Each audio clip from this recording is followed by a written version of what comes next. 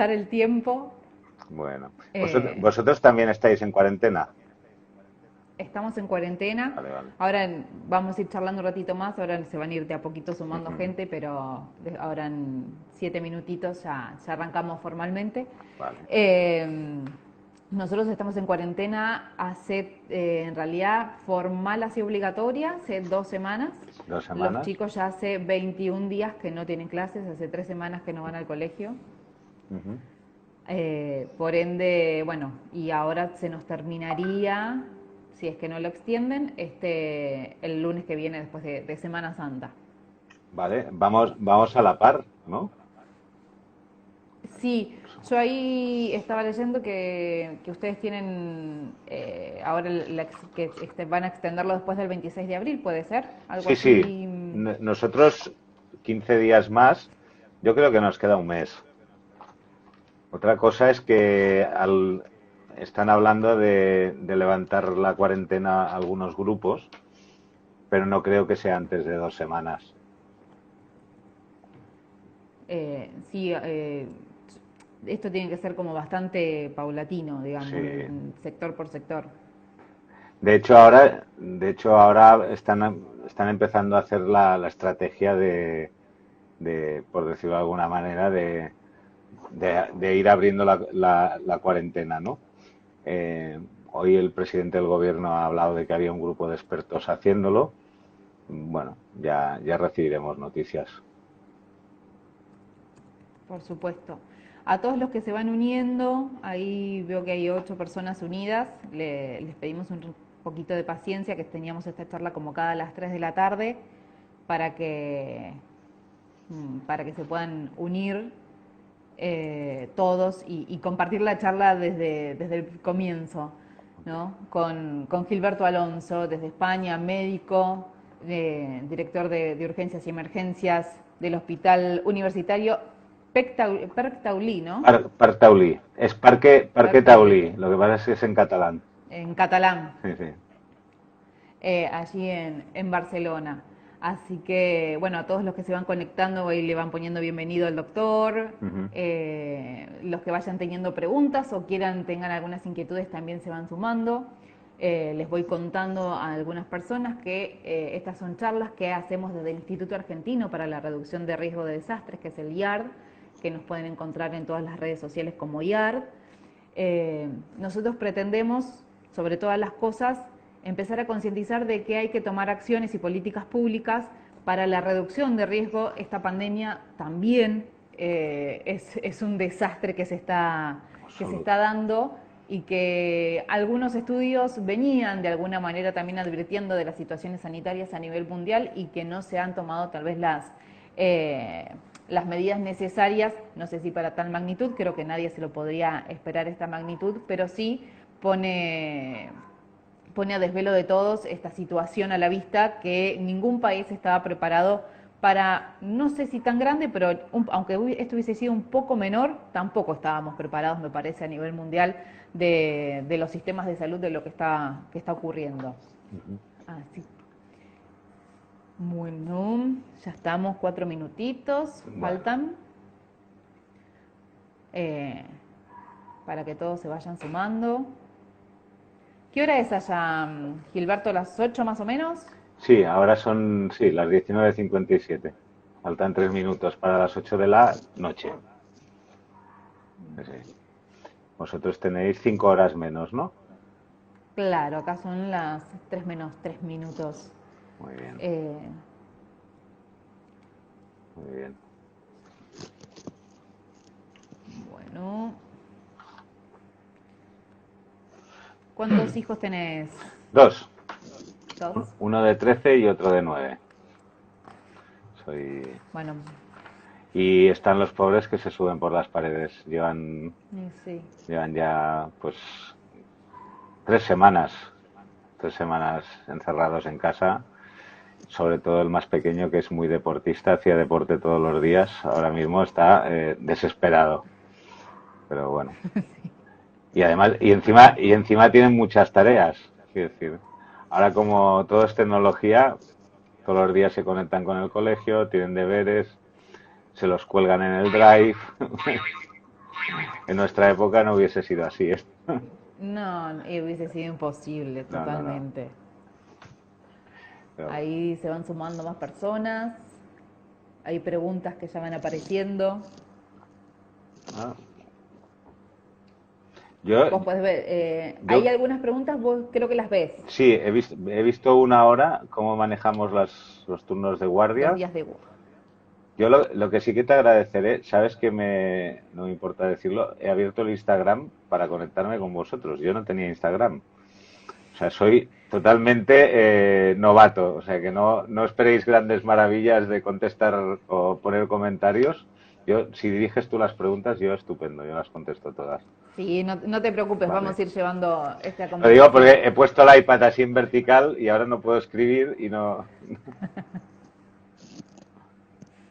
Bueno, No pues hay problema. Bueno, para todos los que se van sumando, que ahí voy viendo, estamos comenzando esta segunda charla del Instituto Argentino para la Reducción del Riesgo.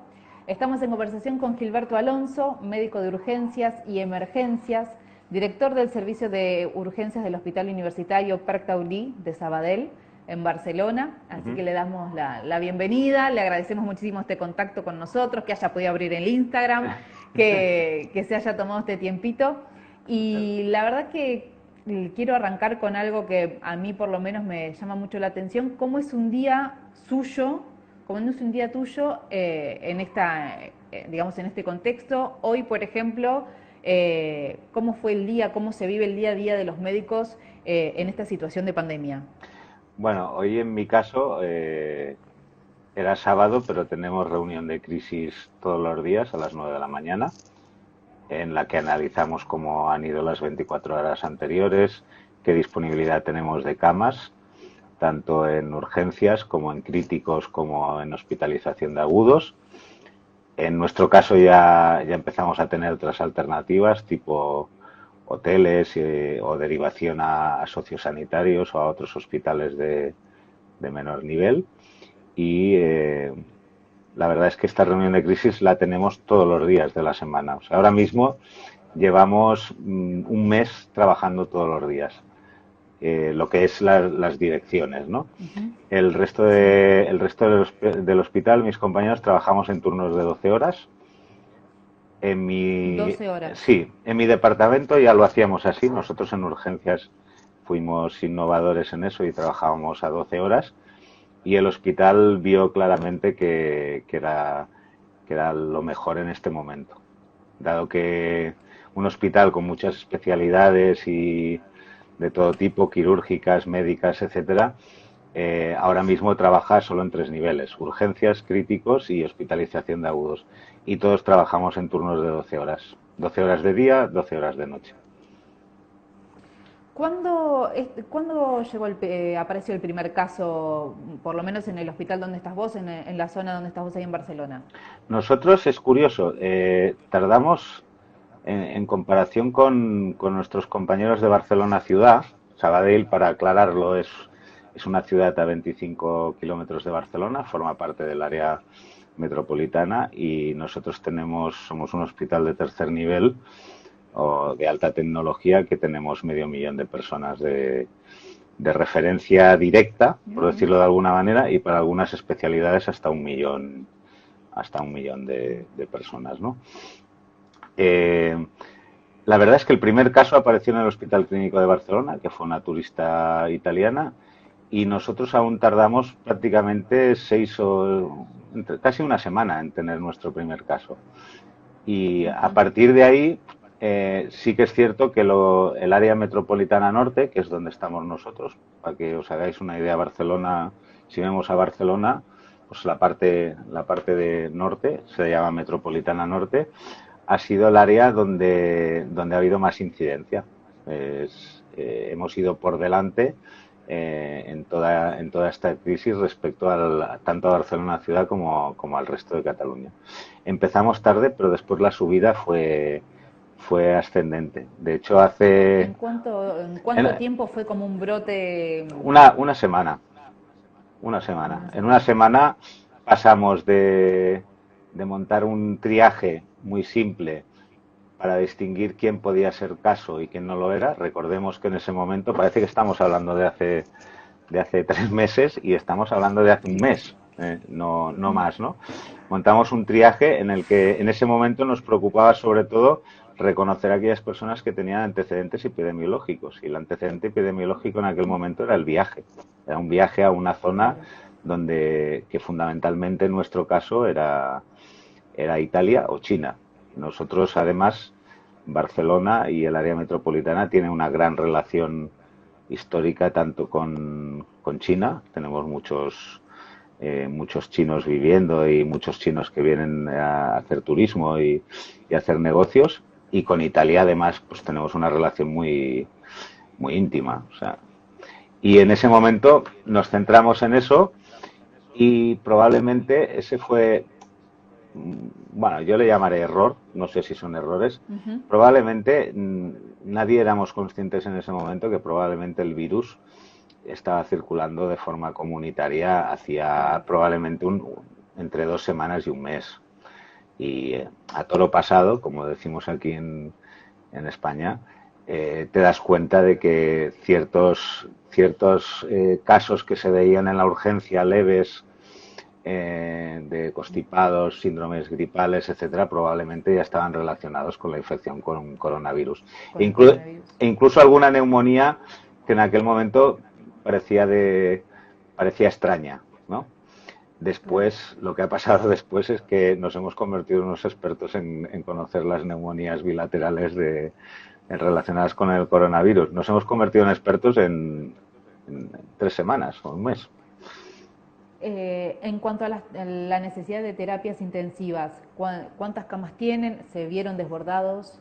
¿O por la zona, por ser un pueblo por ahí más alejado, unos 25 kilómetros de la ciudad, lo han podido manejar?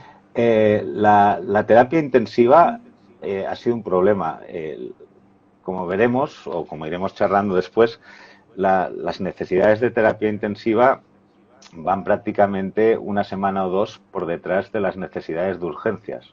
O sea, de hecho, nosotros ahora mismo empezamos a notar las bondades del confinamiento y digamos que la cifra de urgencias que atendemos se ha estabilizado y para nada vivimos la presión o la crisis que vivíamos hace un par de semanas. Sin embargo, ahora mismo, en este momento, en críticos, estamos en máxima situación. Solo en nuestro hospital disponemos de 80 camas de críticos, que no es las que disponíamos en el inicio, las hemos cuadriplicado y seguramente, aunque todavía no está firmado, a lo largo de esta semana probablemente nos unamos a lo que se llama UCI de Cataluña, que será una UCI de toda la comunidad, y seguramente lleguemos al entorno de 100-150 camas de UCI.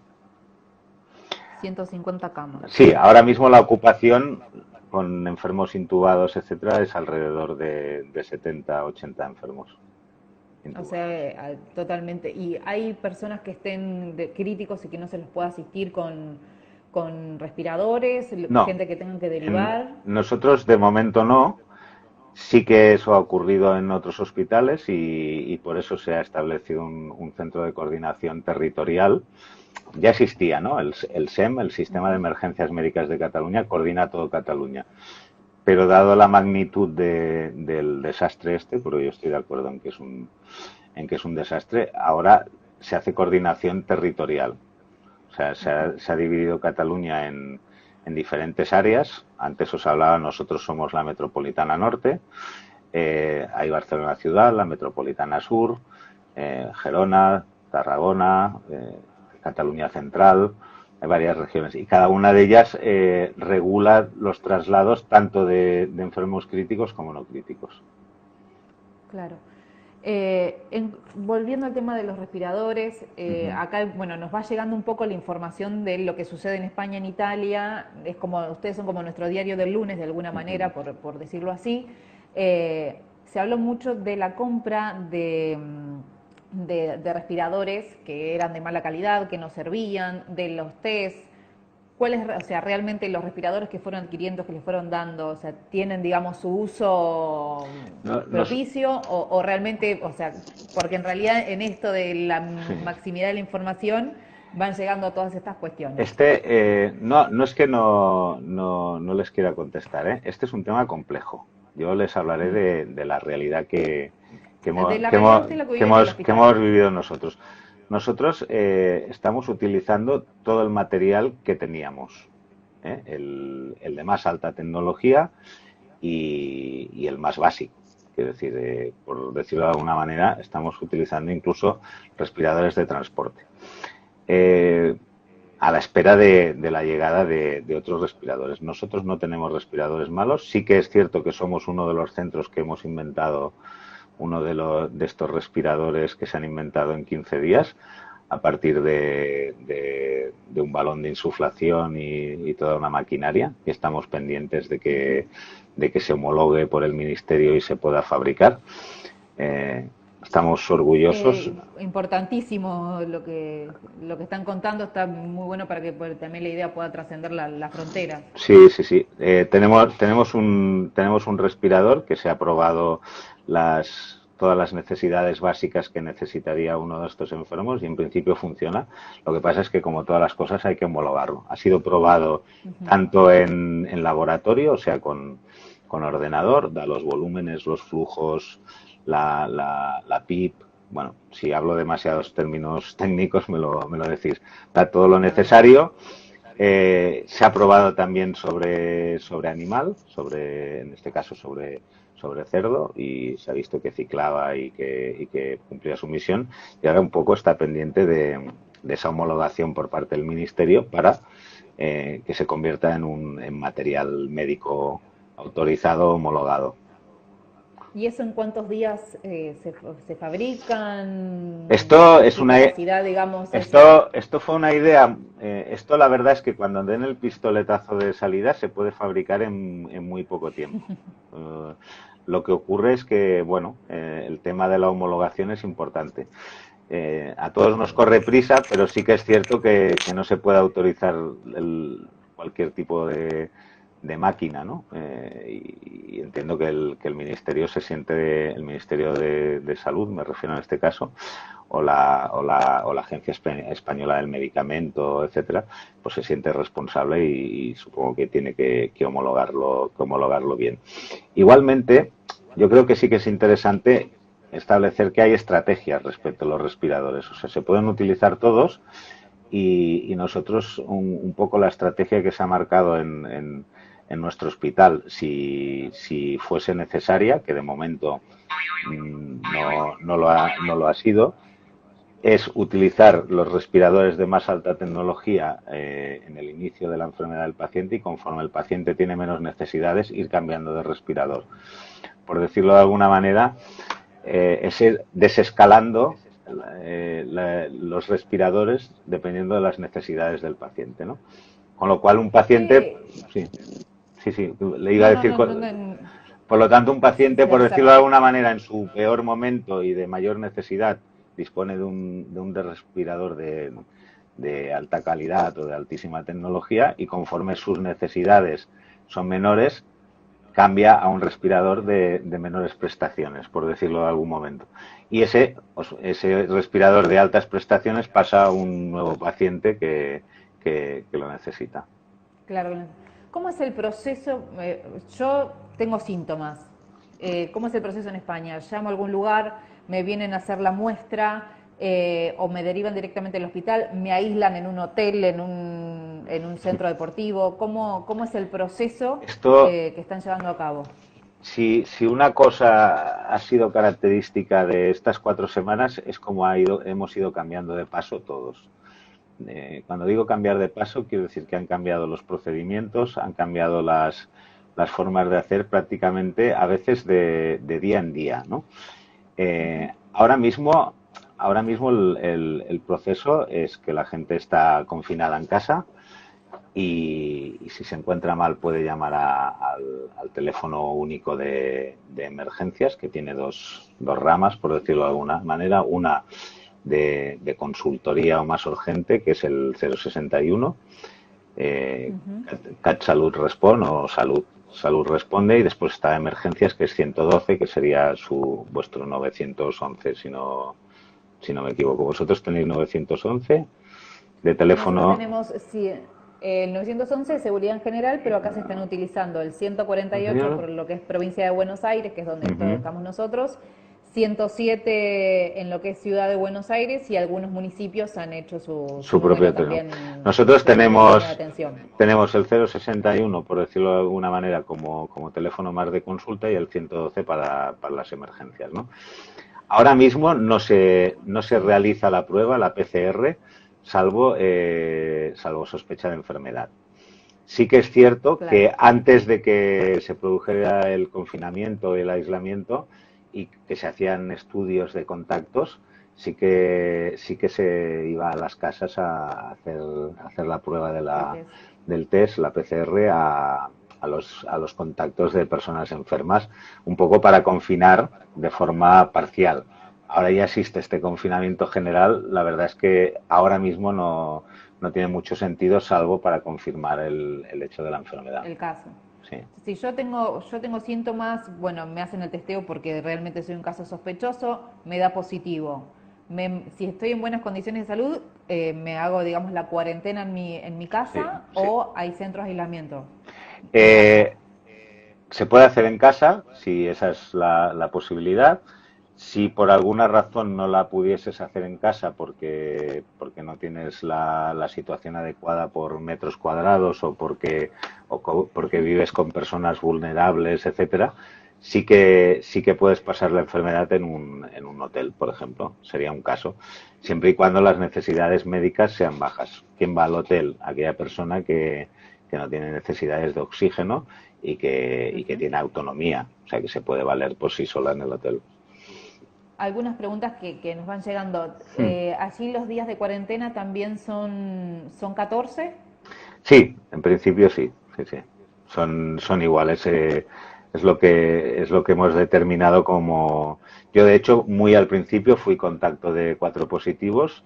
Iba a hacer 14 días, pero al final, en el caso de los sanitarios, lo cambiamos a 7, y si se hacía la prueba y la PCR era negativa, podíamos incorporarnos, ¿no? Pero para la población normal, o la que no es sanitaria, son 14 días. Sí, son 14 días.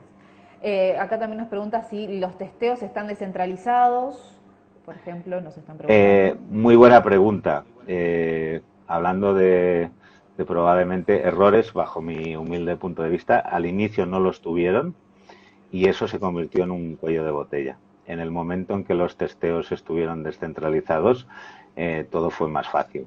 Nosotros, de hecho, estuvimos trabajando prácticamente una semana en que nuestras muestras tenían que ir a otro laboratorio central, a un único laboratorio, de hecho, en Cataluña, que era el del Hospital Clínico, y eso no facilitó las cosas. Es mucho mejor que estén descentralizados.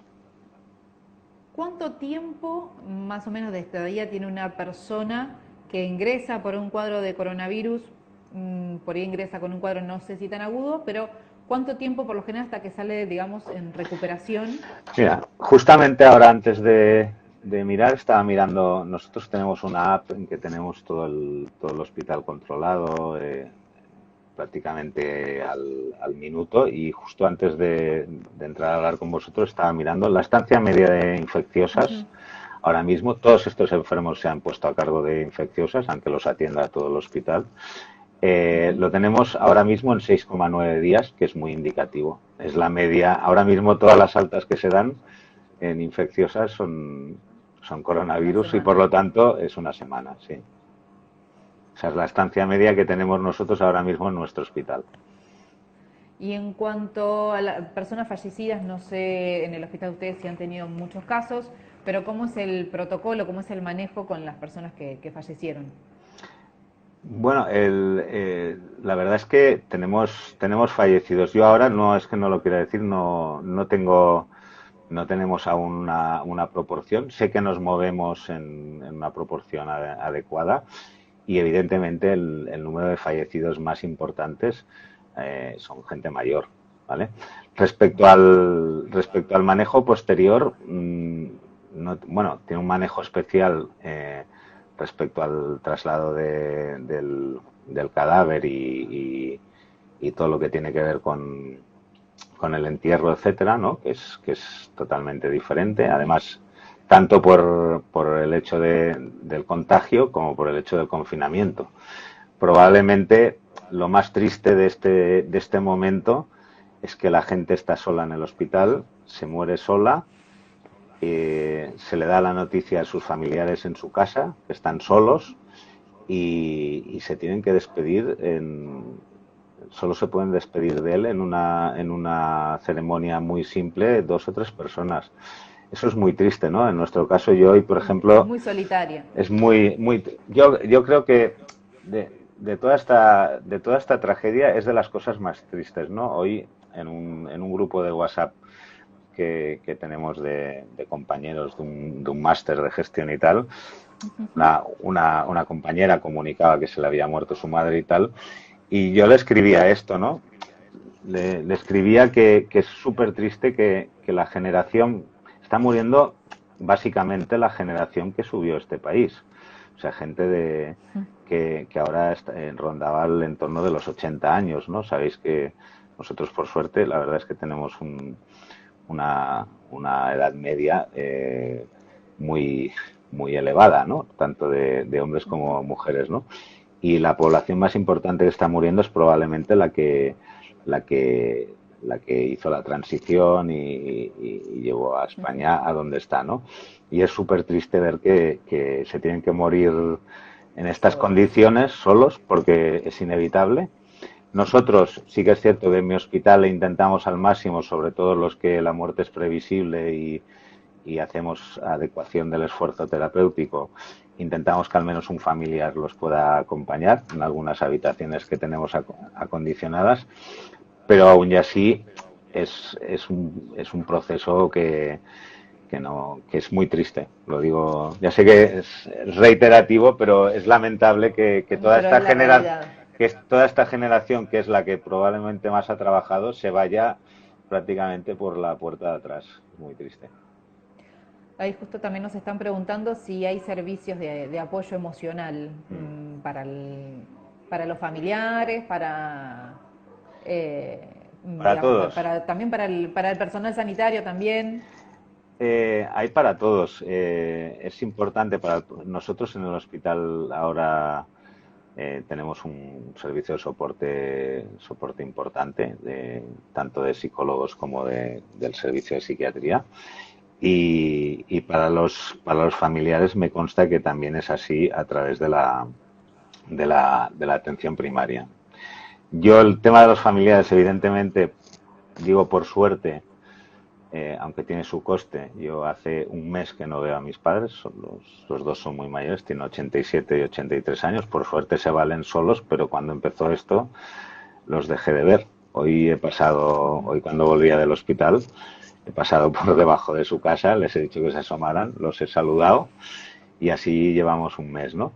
Pero por suerte, digo, en mi caso no hemos tenido muertes cercanas, pero me consta que la gente que las ha tenido, pues sí que tiene algún soporte. En el caso del hospital es muy importante porque probablemente, a pesar de que estamos habituados, nunca nos hemos enfrentado a una situación en que haya que adecuar el esfuerzo terapéutico de tantas personas, ¿no? Y eso es duro. Eso es duro porque bueno, porque ha de ser así. ¿Eh? Esto cuesta hablarlo, pero debemos pensar que esto es un accidente de múltiples víctimas de tipo biológico mantenido en el tiempo. Nos hemos preparado muchísimo, todos los países, pues sabéis que nosotros tuvimos un atentado aquí, pues en agosto, ahora no me acuerdo, ahora 2 años o 3, y que todos estábamos esperándolo en el fondo. Yo en una época fui director del SEM y sabíamos que eso iba a pasar un día a otro, pero es una situación que ocurre que tiene un tiempo, ¿no? En ese caso fue pues 1 hora, 2 horas de máxima tensión y tal. Nosotros ahora llevamos en tensión un mes ¿Cuánto Y tiempo más creen que va a durar esta tensión, estos momentos, la seguidilla de contagios?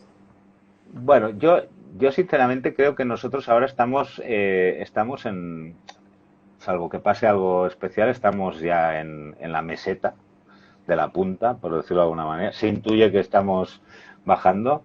En urgencias hemos notado esta disminución de la presión, pero yo creo que un mes no nos lo quita nadie. Y es más, yo creo que no debemos, o sea, no debemos desfallecer en el confinamiento. El confinamiento es lo que ha sido más efectivo. Que yo no digo que sea la única estrategia, ¿eh? Viendo otros países ves que hay otras estrategias, ¿no? Pero en nuestro caso, a la velocidad que iba, sin el confinamiento, esto hubiese sido un desastre. España tomó tarde, digamos, las decisiones, porque en realidad no se lo esperaba, porque fue todo muy rápido. Si Mm. el confinamiento hubiese sido antes, tal vez no hubiese sido tan alta la curva. Probablemente. Bueno, yo creo que todos los occidentales, y no hay que darle la culpa a nadie, y como occidentales entiendo a todos, incluidos vosotros, no los orientales, que fueron los que empezaron, hemos pecado de soberbia. Eh, en- Acabamos el año viéndolo por la tele y creo que el que más y el que menos estaba convencido de que eso era imposible que pasase en su país, ¿no? En su país. Y esa soberbia pues nos ha llevado a muchos errores, probablemente errores de cálculo respecto al confinamiento, respecto a la reserva de insumos, como le llamáis por ahí, de EPIs, o sea, de equipos de protección individual, de mascarillas, de gafas, etcétera, tener planificada ya que cómo organizarías tu hospital en esta situación. Muchas cosas. Hemos llegado tarde. Sí que es cierto que, y si me lo permitís, los latinos tenemos este toque Sí. de que reaccionamos tarde, pero somos muy rápidos reaccionando, ¿no? Y después somos muy capaces de hacer maravillas, ¿no? Yo me hago cruces, bueno, me maravilla, me siento muy orgulloso de mi hospital, de la capacidad que ha tenido para en una semana Readecuarse a todo. convertir un hospital de tercer nivel de alta tecnología en un hospital que trabaja en tres fases, ¿no? Como os decía antes, urgencias, críticos y agudos, y el hospital hoy es irreconocible. O sea, tiene prácticamente 300 camas más. Es una maravilla. Para los que se siguen uniendo a esta Uh conversación, -huh. les cuento que estamos conversando con Gilberto Alonso. Él es médico de urgencias y emergencias, director del servicio de urgencias del Hospital Universitario Perc Taulí de Sabadell en Barcelona, que nos está contando un poco esta experiencia de lo que está sucediendo allí con el coronavirus. Y no quería dejar de preguntarte, Gilberto, ¿cómo es este proceso de acondicionamiento del polideportivo? Tengo entendido que están llevando adelante. Sí. Una de las estrategias, aparte de el hotel hospital es una buena estrategia, pero es una estrategia para gente que no necesita oxígeno, que tiene cierto nivel de autonomía y que fundamentalmente no puede regresar a su casa, ya sea por una cuestión de contactos, por otros problemas, ¿no? Pero después sí que es cierto que hay toda una serie de enfermos agudos que sí que necesitan la presencia del médico, la enfermería, de una manera más intensiva, y que ese aumento de camas, a pesar de que en nuestro propio hospital, digamos que hemos aprovechado todos los metros cuadrados que se nos daban, pues se necesitaban más camas. Eso es lo que nos ofrece el polideportivo, y es mucho mejor un hospital de campaña, aprovechando las condiciones en nuestro caso, de un polideportivo. En Madrid habréis visto que era los espacios de la feria de muestras, ¿no? Sí. A partir de ahí, pues nosotros tenemos, bueno, aún está acabando de construirse, entrará en funcionamiento en breve. entre 210 y 240 camas de agudos, pues con todo su personal, con analítica, bueno, por decirlo de alguna manera, es una extensión del hospital. De hecho, funcionará con la misma historia clínica, etcétera, con protocolos, todo igual. Bueno, es una cosa que se hace en poco tiempo y que, bueno, se puede ver en fotos, acondicionada, muy digna y que nos ayudará por decirlo de alguna manera, a descongestionar el hospital. ¿Cuánto tiempo les llevó a hacer el hospital, la readecuación del polideportivo? El polideportivo, una semana. En una semana se decidió la ubicación y con la participación evidentemente de distintos grupos, desde el ejército, pasando a los bomberos, pasando por logistas de otras entidades, incluida nuestro hospital, una semana. Sí. Algunas últimas preguntitas que van llegando, que ya estamos llegando a la media hora. Preguntan si, ¿qué piensa usted del uso de barbijos digamos, para la vía pública, para la gente, digamos, que transita? Bueno, yo de hecho siempre he sido un defensor. De hecho, me hubiese gustado instaurarlo en el hospital desde el principio. Yo creo que se debería utilizar en todas las campañas de gripe, se deberían utilizar los barbijos, ¿no? Volviendo al tema occidental y oriental, siempre nos ha hecho mucha gracia ver a los orientales, sean japoneses, chinos, coreanos, etcétera, en invierno con sus barbijos puestos y a nosotros parece que nos generaba alarma, ¿no? Está clarísimo que no protege, y esto sí que la gente yo creo que no lo tiene claro, no protege directamente, pero sí que protege a los demás de ti, por decirlo de uno mismo, ¿no? Y eso ha sido una estrategia que en algunos países, por los datos que aportan, ha sido determinante, ¿no? Yo estoy a favor, sin ninguna duda. O sea, vamos, dentro del hospital sin ninguna duda y fuera del hospital también. Acá también nos están consultando qué rol tomaron los bomberos o cómo es la articulación entre bomberos, médicos, fuerzas de seguridad allí. Bueno, nosotros tenemos muy buena experiencia. Cada uno se dedica a su entorno. En nuestro caso, si bien sí que hay sanitarios de bomberos, es un cuerpo muy reducido y muy dedicado a lo que es el rescate propiamente. Lo digo por las distintas tradiciones que hay en los distintos países, ¿no?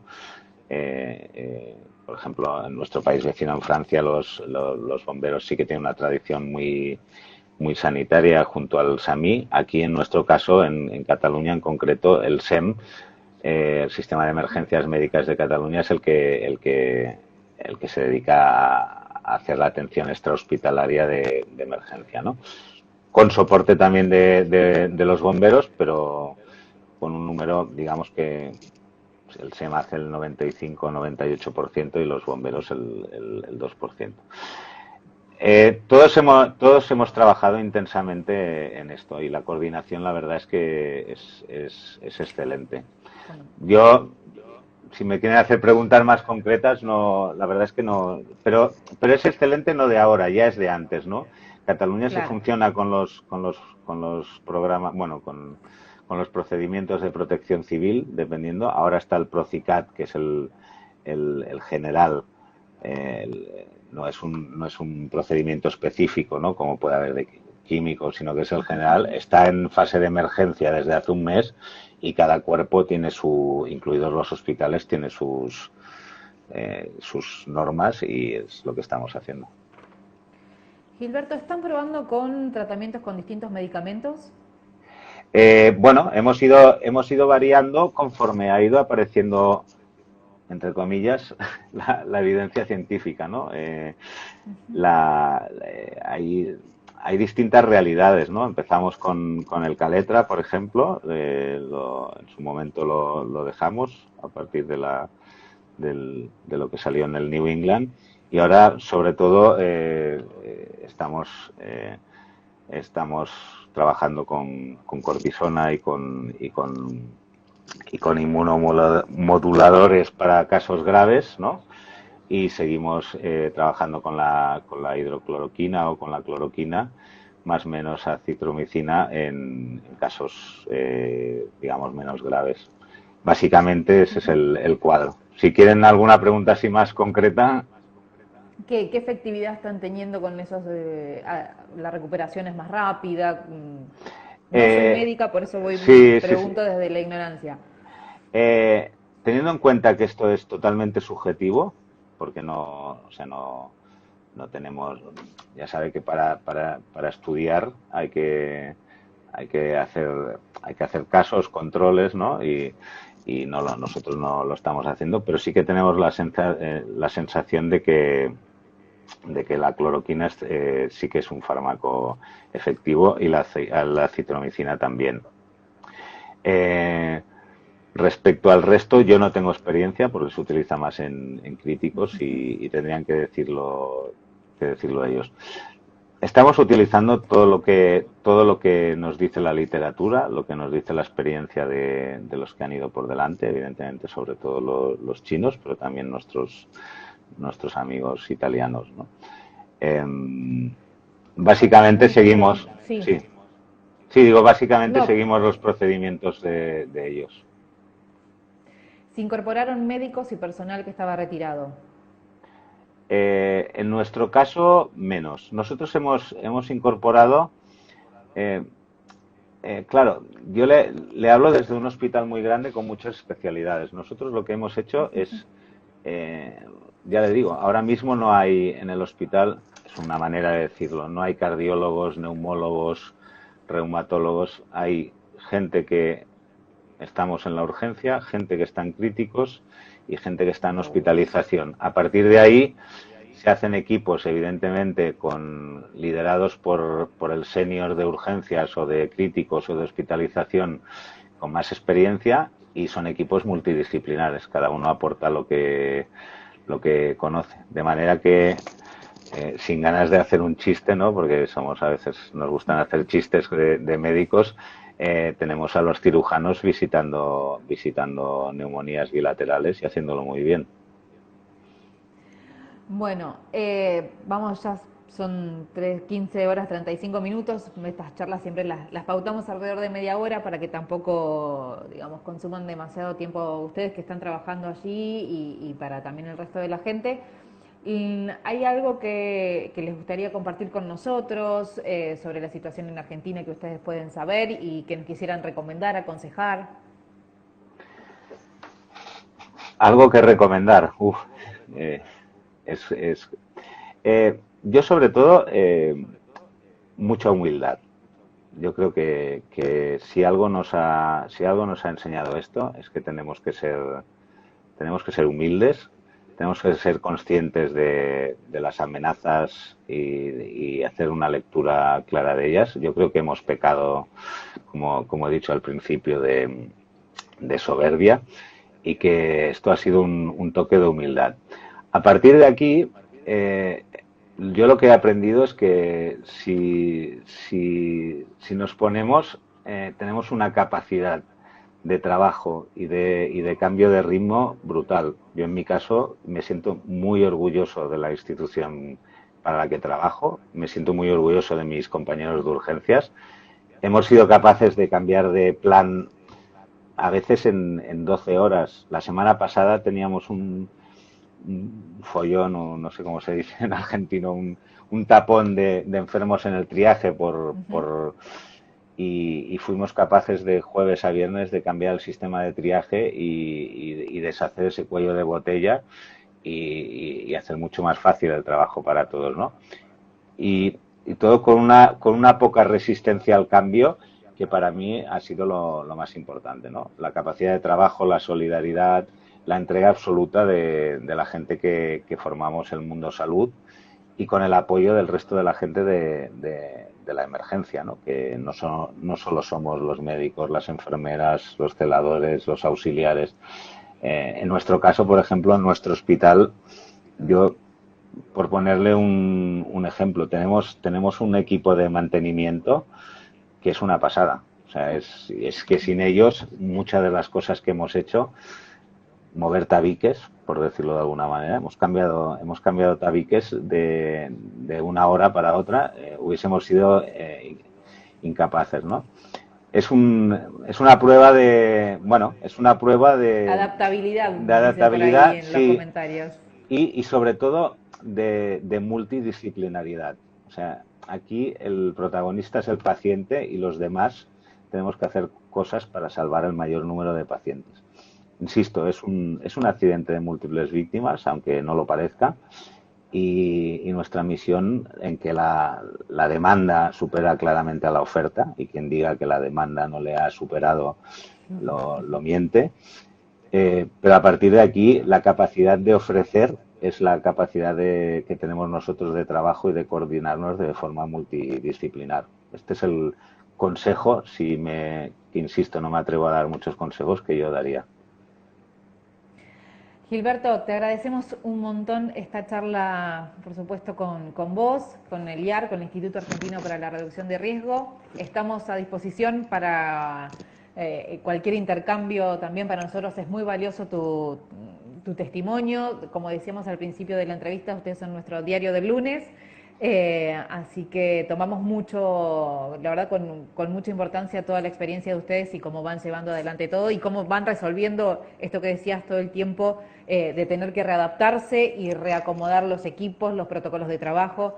Así que te agradecemos muchísimo este contacto con el IAR y a disposición para lo que podamos, aunque sea desde este lado, aportar también nosotros. Y tanto, ha sido un placer, gracias a vosotros y aquí siempre a vuestra disposición. Muchísimas gracias y para todos los que están del otro lado de la pantalla, decirles que esta nota va a quedar durante el día en el story de Instagram, luego la vamos a subir también en nuestras redes sociales y en el canal de YouTube, al igual que todavía sabemos que debemos la de la semana pasada también para subirla, así que les agradecemos a todos los que están del otro lado por habernos acompañado y compartir estas charlas, este ciclo de charlas COVID-19 del IAR con distintos especialistas. Así que les agradecemos a todos. Gilberto, otra vez súper agradecidos con vos y nos estaremos reencontrando seguramente el sábado que viene con otra charla. Muchas gracias, buenas noches. Hasta luego. Adiós.